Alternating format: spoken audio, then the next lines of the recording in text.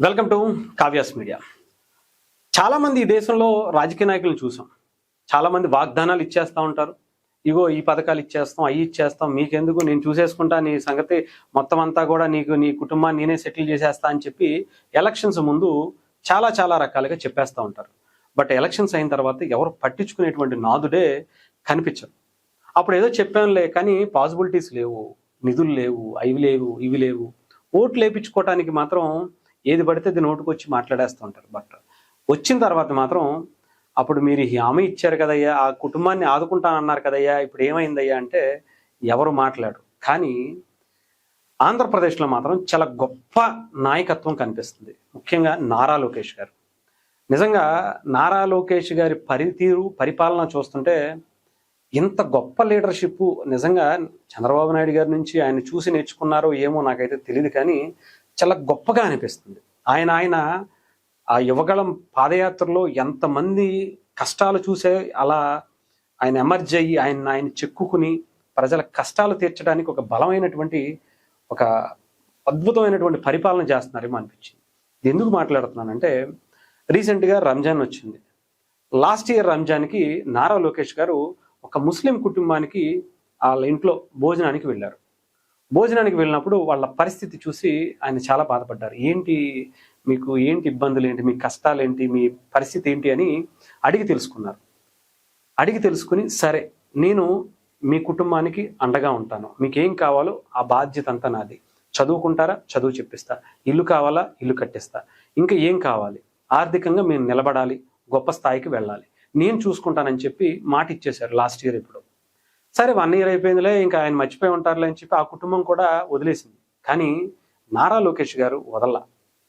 కరెక్ట్గా రంజాన్ టైంకి మళ్ళీ అప్పుడు ఏ హామీ అయితే ఇచ్చారో అవన్నీ కూడా పూర్తి చేసి అదే ఇంటికి ఒక గోప్రవేశానికి మళ్ళీ నారా లోకేష్ గారు వెళ్ళారు. ఇది కదా లీడర్షిప్ అంటే.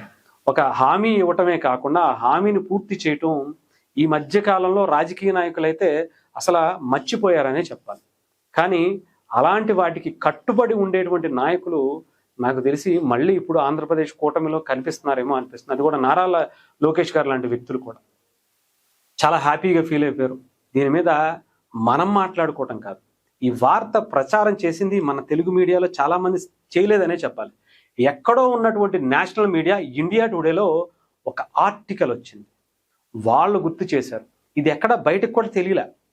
అదేంటి, నార్మల్గానే కొంచెం టీడీపీకి సంబంధించిన సోషల్ మీడియా యాక్టివ్గా ఉంటుందంటే, బట్ ఎందుకో ఇది బయటికి రాల. ఆయన చెప్పుకోవాలని అనుకోలేదో, లేదంటే వాళ్ళు చెప్పలేదేమో, కానీ నేషనల్ మీడియా ఇప్పుడు నారా లోకేష్ గారు చేసినటువంటి ఈ గొప్ప పనిని చాలా అద్భుతంగా ఒక ఆర్టికల్ రూపంలో రాసింది. ఇది కదా ఒక లీడర్షిప్ అంటే. ఒక నాయకుడు ఒక మాట ఇచ్చేసి, ఒక వాగ్దానం ఇచ్చి వదిలేసేటువంటి ఈ రాజకీయ పరిస్థితులు, ఈ ఇప్పుడున్నటువంటి సిచ్యువేషన్స్లో ఇలాంటి నాయకుడు కూడా ఉన్నాడా?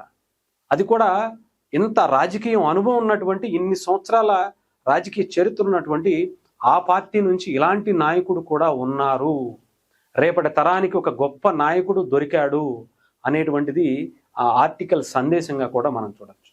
ఏదేమైనా నారా లోకేష్ గారు డెఫినెట్గా ఇలాంటివి చాలానే చేశారు, చాలానే చేస్తున్నారు.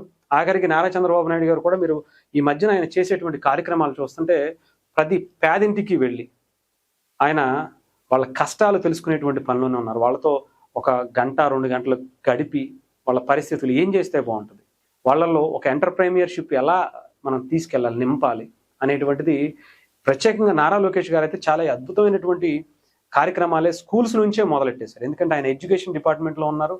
ఆ తర్వాత ఆయన ఐటీ శాఖకి మంత్రిగా, ఆ మంత్రిగా ఉండేటువంటి ఆ రెండింటికి సంబంధించి చాలా, అంటే పిల్లలకి రేపు ఏం కావాలి, ఎదగటానికి ఏమేమి అవకాశాలు ఉంటాయి, ఎదిగిన తర్వాత వాళ్ళకి ఎలా ఇవ్వాలి, ఈ రెండు కూడా ఆయన దగ్గరే ఉండటం చాలా అద్భుతమైనటువంటి డెవలపింగ్ ఆంధ్రప్రదేశ్లో యువత కోసం కనిపిస్తుంది. అందులో ఎటువంటి సందేహం లేదు.